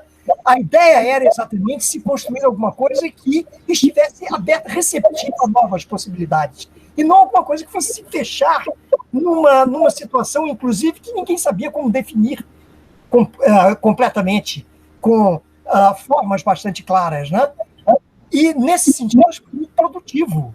Isso levou a um fato também extremamente positivo também, que foi o de a associação ter crescido de uma maneira extraordinária, né?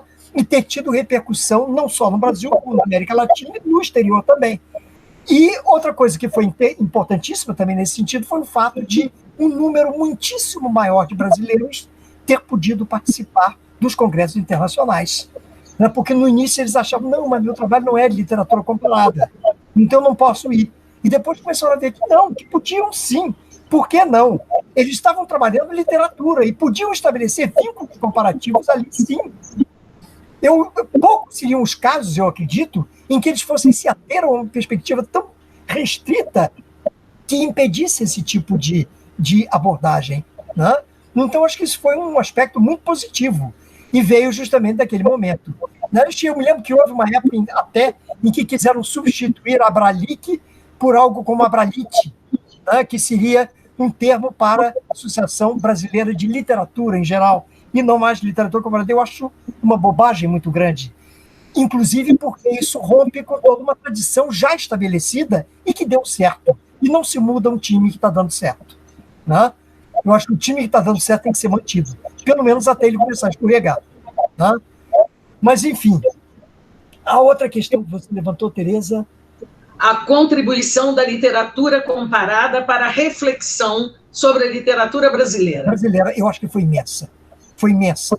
Né? Porque, justamente, eu me lembro aqui de um italiano do século XIX, Mazzini, né? Uma figura extraordinária, que dizia que nenhuma literatura se sustenta por si mesma.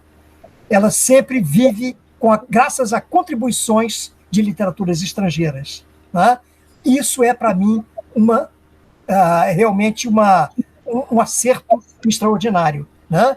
Toda literatura ela se enriquece com as contribuições de outras, e não só de outras, como também de outras manifestações artísticas, estéticas, como também de outras disciplinas afins. Né? Não é à toa que uma das grandes dimensões da literatura comparada sempre foi, desde o início, a sua interdisciplinaridade. Né? Por exemplo, os estudos de literatura e música, literatura e artes plásticas, literatura e cinema sempre foram fortíssimos em todas as correntes de comparatismo. Desde a escola americana, por exemplo, incentivou muito isso. Né? Isso sempre foi uma das tônicas do comparatismo. E cada vez mais. Né? Então, eu acho que as contribuições da literatura comparada para a literatura brasileira foram inúmeras. Ela dialogou com a literatura brasileira o tempo todo, né? E trouxe à tona uma série de questões que a própria literatura brasileira foi buscar também depois. Certas questões como a própria ideia do etnocentrismo da disciplina, né? Que veio contribuir grandemente para a ideia de busca de alguma coisa que partisse da nossa reflexão e se expandisse para fora, né? Para o exterior, etc. Okay? Então, acho que foi muito rica essa contribuição, sem dúvida alguma. Ok, então temos agora, pedir, Tereza, para você desligar o microfone, segunda rodada aqui para, opcional, naturalmente, então, Beatriz, por favor. Ok, Eduardo, foi tão rico, né, todo o seu depoimento, eu vou pedir, inclusive, que você depois faça outros, foi realmente uma visão importantíssima, inclusive de várias indagações que nós mesmos temos, né? Mas, em algum momento, você falou de literatura comparada como disciplina ou metodologia ou quando a Gaia Spivak fala, em 2014, da morte de uma disciplina, que, aliás, né, apresentou naquele congresso da França, que também estávamos mais uma vez juntos, uma versão mais, assim, polêmica, entusiasmada e combativa disso, com vários recados, me parece que ela ali faz uma elocução que é, sobretudo, uma elocução política e epistemológica. Né? Ela diz a gente tem que olhar para alguma coisa que essa disciplina não está olhando. A questão da disciplina, me corrija se eu estiver errado, nos Estados Unidos, ela é muito forte. né, a disciplina, o departamento, você citou esse exemplo ótimo, né, de fazer um programa, e aquilo tem que ser cumprido. Mas envolve outras questões, as disciplinas e os departamentos, tais como financiamento. Né? Então, o financiamento pode ir para... Me lembro que recentemente a NYU teve uma queda de financiamento nos estudos latino-americanos, né? Porque saiu de moda para entrar a China e perdeu dinheiro. Né? Mas, então, dentro disso, muito em cima do que você falou, eu queria que você definisse mesmo mais o comparatismo. O que me parece para você hoje, aqui e agora, você para fazer o que você quiser, aonde você quiser, você escolhe seu aluno, escolhe sua turma, escolhe seu auditório, o que você vai propor como comparatismo? Né? Dentro dessa nuance entre disciplina, metodologia, ou alguma coisa que eu acho que, inclusive, está acontecendo em termos dos estudos da literatura latino-americana, que está muito diferente, e acho que você foi uma contribuição fundamental para isso no Brasil, porque a gente cobra do outro, a gente cobra da América Latina uma visão latino-americanista, e nós não temos. Muitas vezes nós também não temos. Né? Me surpreendeu muito quando eu tive na UNAM, onde eles tinham um departamento de estudos latino-americanos, de latino-americanismo, e pediram para assistir às minhas aulas, que eram de literatura brasileira. E aí o curso foi um espetáculo. Né? Não acredito que isso acontecesse aqui, que os alunos de vernácula dissessem, não, eu quero assistir aquele curso de latino-americanismo. Então, eu queria que você... O que está acontecendo com esses estudos latino-americanos hoje? Né? Eles estão muito movidos por essa trajetória que você já falou, dos estudos pós-coloniais, agora muito no cruzamento com estudos, por exemplo, como os estudos feministas, a importância da visão decolonial ou descolonial, conforme o grupo, que está chegando ao Brasil. Então, dentro dessa coisa toda, eu queria que você dissesse para você o que é o comparatismo. Ótimo. Bom, isso é uma questão muito difícil de definir com certa precisão, né? Até porque eu acho que as coisas não se definem com precisão. Claro. Mas, de qualquer maneira, a primeira coisa que eu queria observar no que você disse é o seguinte: a Spivak, quando fez aquela menção, e aí eu ouso discordar nesse sentido mais aparente da questão, mas, na verdade, eu vejo a afirmação da Spivak como algo muito mais profundo. Ou seja, ela, quando falou da morte da literatura comparada, ela estava se referindo, a meu ver, e aí eu me afino com a Jean Franco, que disse isso ao comentar o livro dela, muito mais com a literatura comparada tradicional, aquela calcada em binômios, dois autores, duas obras e por aí vai, né?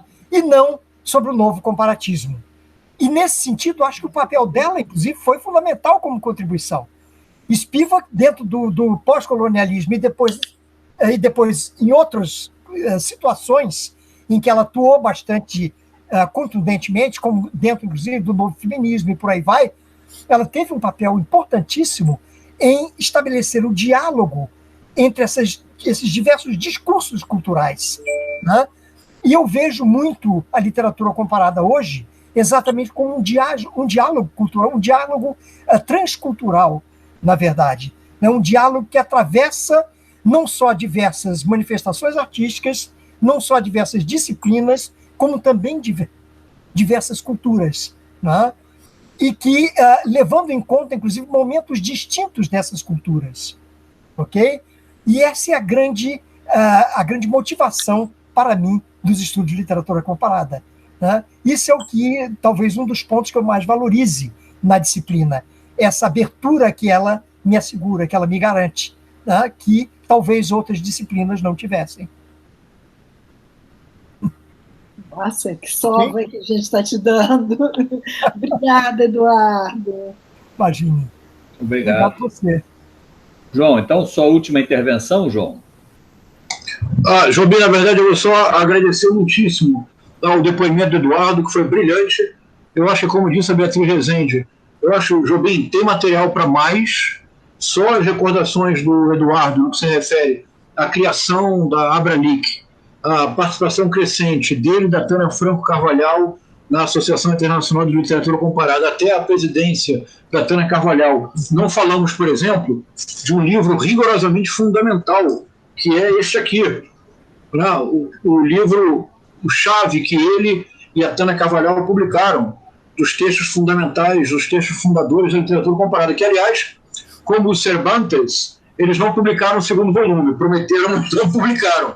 Então, eu vou me despedir de todos, que eu vou agora dar minha aula de doutorado. Agradecer muitíssimo ao Jobim pelo convite, parabenizar muito ao Eduardo pelo belíssimo depoimento. Jobim, eu acho que teria aí material para pelo menos mais um encontro. Fica a sugestão, Eduardo, se não for impertinente para o seu tempo. Eu agradeço muito, João, a sua participação em todos os sentidos. Isso me deixa muito sensibilizado e muito feliz, né? Porque o diálogo com você é sempre um diálogo muito rico. Tá, muito obrigado, Eduardo. Um grande abraço para todos, então. Com relação ao livro, está aí a sugestão para o segundo encontro. Um abraço, então. E o segundo, sobre o livro, eu queria dizer apenas que foi realmente uma ideia que nós tivemos desde o início.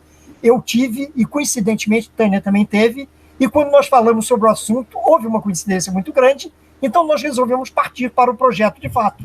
E fizemos o livro, né, aquele que foram as vozes fundadoras, né, os primeiros estudos de literatura comparada, focalizando principalmente representantes das 3 principais correntes até o momento, que eram a escola francesa, a escola americana e a escola soviética, terminando com aquele texto do Yost, que assinala na direção de humanismo.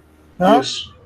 E depois pensamos em 2 volumes mais. O segundo seria dar uma continuação praticamente àquilo. Mas aí a nossa discussão sobre o assunto foi bastante efervescente, mas chegamos à conclusão, depois de muito discutir, que isso é muito complicado. Exatamente porque houve tendências tão diversas a partir daquele momento que a coisa ia ficar muito difícil de ser sistematizada. E nós tememos que essa sistematização pudesse levar a um certo fechamento que era o avesso, o oposto do que nós queríamos. Então, por isso, desistimos do segundo volume. Interessante. E um terceiro volume seria um volume voltado para a América Latina, de maneira geral, como um todo. Né? Mas aí também acabamos desistindo por razões semelhantes e por achar que isso ia trazer, talvez, poderia gerar certas omissões que seriam problemáticas e que talvez não desse um retrato claro do que nós gostaríamos de fazer. Então, acabamos abrindo mão do projeto em nome da abertura da disciplina. Na verdade, Eduardo, era uma homenagem antecipatória ao Roberto Bolanho, que são a resenha dos livros que não chegaram a ser escritos. Sim. Agora, então, só para a última participação, aqui, Eduardo, um texto que sempre me comoveu muito e vai surpreendê-lo, porque é a introdução de um manual absolutamente normal, nada de extraordinário, de 1931, que é do Paul Van Tighen. Mas nas primeiras páginas, o Paul Van Tighen faz uma descrição, que é uma descrição muito bonita, em que ele mais ou menos imagina como surge um comparatista. E eu vou ler só o início, ele diz assim: você se encontra numa casa antiga, perdida no fundo de um campo, obrigado a passar vários dias sem sair. Felizmente, lá você descobre uma ampla biblioteca, acumulada por várias gerações de proprietários letrados. E o Paul Van Tighen descreve como surge naturalmente o comparatista. Você descobre um autor, você gosta muito, você lê mais livros deste autor, depois você se interessa tanto pelo autor que você começa a ler livros sobre a época em que ele viveu e você gosta cada vez mais daquele autor, então você procura outros autores similares. E diz o Paul Van Tighen: eis aí a jovem criança, como crítico literário no primeiro momento, historiador da literatura e, finalmente, um comparatista. Muito obrigado. Então, Eduardo, é o Eduardo adolescente na OLAC, ali em Ipanema. Obrigado, João. Um abraço. Boa tarde a todos. Obrigado por tudo. Obrigado, Eduardo. Obrigado, Jobim. Um abraço. Tereza, por favor. Eduardo, nós estamos no 3º milênio, cada vez mais as fronteiras da literatura comparada se abrindo, se enriquecendo. Aliás, a palavra, o adjetivo para caracterizar a literatura comparada seria o termo dialogal, o termo heterogêneo, o termo complexidade, e eu aí pergunto, é uma pergunta talvez capciosa, mas tudo bem. Nesse terceiro milênio, em que cada vez mais a literatura comparada se expande e se enriquece, há ainda a necessidade do estabelecimento de um cânone? Boa questão. Essa questão do cânone é uma questão discutida sempre dentro do âmbito do comparatismo, e nunca se chega a nenhuma conclusão maior a respeito disso. Mas o problema é que, no início, havia construções de cânones que eram rígidos, fixos. Não só os cânones nacionais, como também o chamado cânone da literatura comparada, que absorvia obras de diversas literaturas, mas se fechava, em certos aspectos, num contexto bastante reduzido. E aí, nesse sentido, eu cito, por exemplo, o livro do Bloom. Eu acho o Bloom um extraordinário crítico literário no que diz respeito a obras específicas. Por exemplo, os estudos dele sobre Shakespeare são de primeira linha. Eu endosso aqueles estudos com a maior alegria. Mas, este livro dele é um livro extremamente problemático, pelo menos na sua tese central. É um livro profundamente marcado por extremo etnocentrismo. Ou seja, quando ele tenta constituir um cânone da literatura comparada, aquelas obras que fazem parte desse chamado cânone são as obras que provêm dos contextos da Europa Ocidental e da América do Norte, principalmente aquelas que fazem parte dos países de maior projeção político-econômica. É a célebre tríade English, French e German, acrescida dos Estados Unidos. E isso praticamente é o que ele consagra, sem falar em que, de todos esses, há um destaque super especial para Shakespeare, que é praticamente o deus dele. Então, eu acho que nós podemos questionar bastante essa perspectiva, sem dúvida alguma. Você vê que não há praticamente obras da literatura latino-americana aí, talvez haja uma ou outra, do Brasil apenas um poema de Drummond, se não me engano.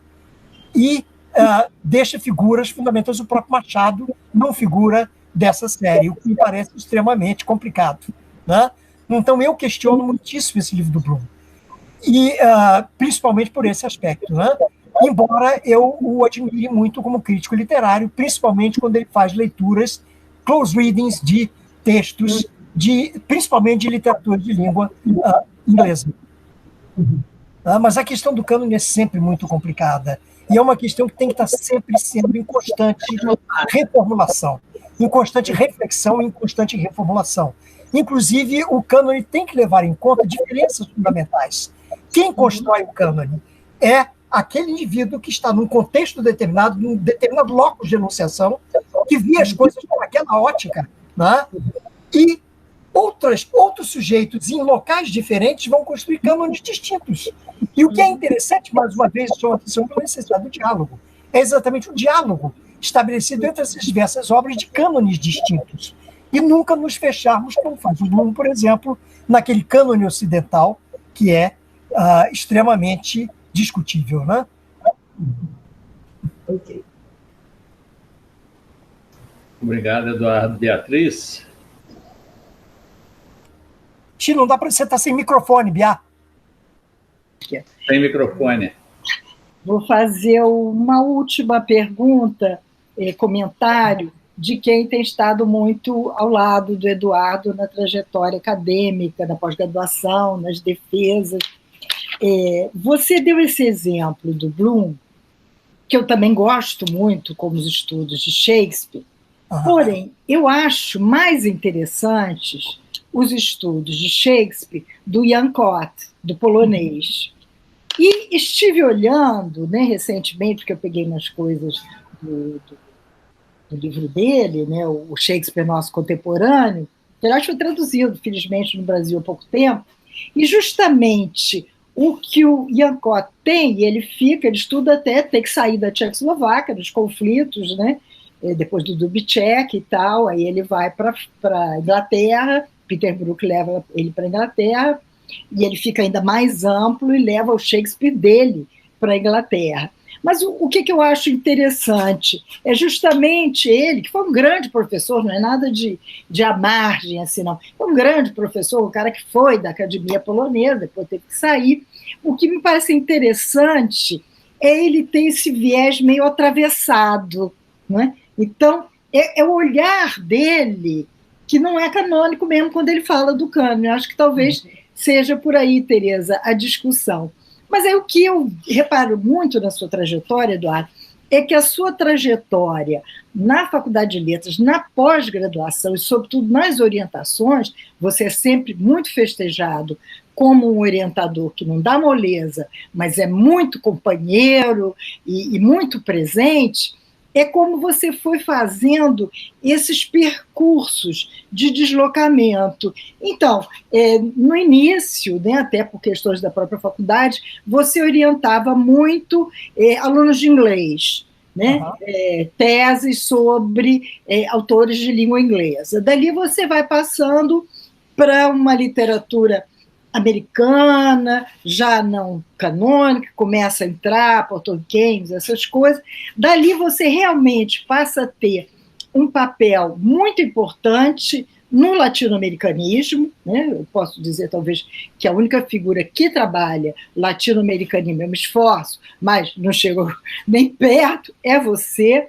E, ultimamente, mais uma parte desse seu trajetório, assim, à margem, costeando, é orientar tese e dissertações sobre literaturas indígenas.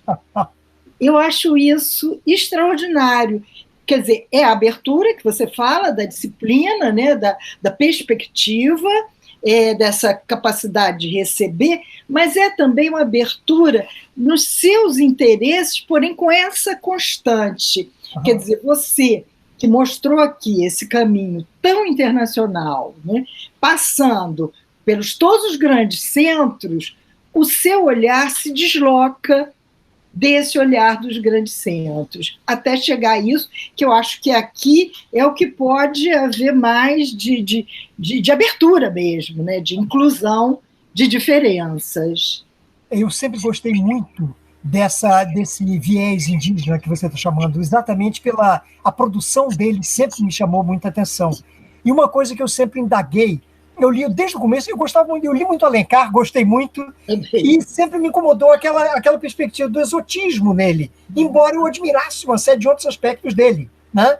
E comecei a estudar depois dele outros autores, e no caso da literatura hispano-americana, eu estudei bastante as relações também de um indianismo que houve lá na Hispanoamérica. E nos Estados Unidos também aparece com uma figura como Cooper, por exemplo. Então isso sempre me chamou muita atenção. E a partir daí eu fui desenvolvendo um interesse cada vez maior por essa produção indígena, e que está muito presente, sobretudo na América Hispânica, e principalmente a partir de certos teóricos como Cornel Polar, que é uma figura extraordinária em termos de reflexão teórica, né, sobre as questões, e outras como também, enfim, que lidaram com a questão indígena mais especificamente, eu diria ele, mas tem também vários outros. O Mariátegui foi outra figura que eu também sempre admirei muito, né? A própria Ana Pissarro trabalhou também com isso, e isso sempre me encantou, esse lado dessa produção nativa, né? E eu tenho alguns textos, inclusive, sobre essa questão, e até sobre a questão da tradição indígena brasileira, pegando desde os Árcades, né, até momentos mais recentes, como as propostas de Darcy Ribeiro e Calado, né? Que são tentativas muito interessantes, me parecem, nesse sentido. Embora a maioria delas sejam leituras do homem branco sobre a questão indígena, né?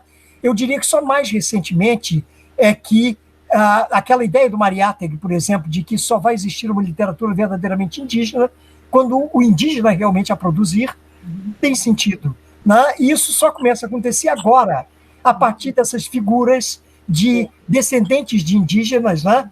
Como... tem vários nomes agora, que me escapando todos, mas, enfim, várias figuras descendentes indígenas que estão escrevendo a partir de dentro da perspectiva deles, né? A partir de suas lendas, tradições, visão de mundo, etc., e que eles estão dando a conhecer a esse mundo de língua portuguesa e espanhola do continente, né?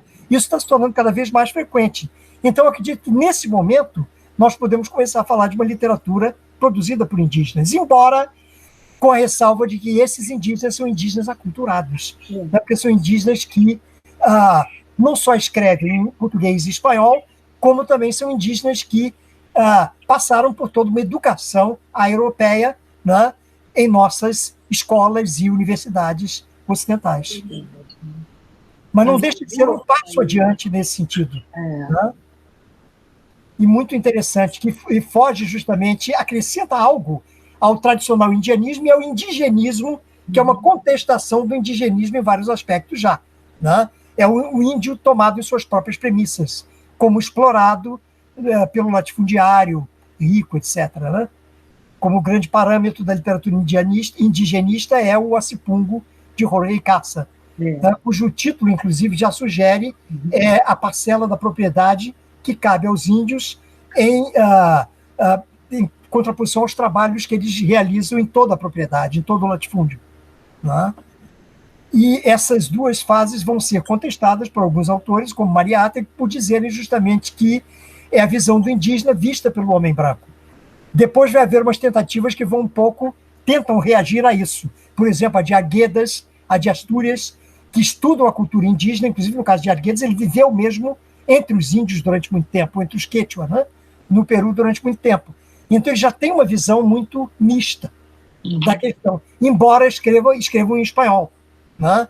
E embora estejam também imbuídos da visão de mundo hispânica.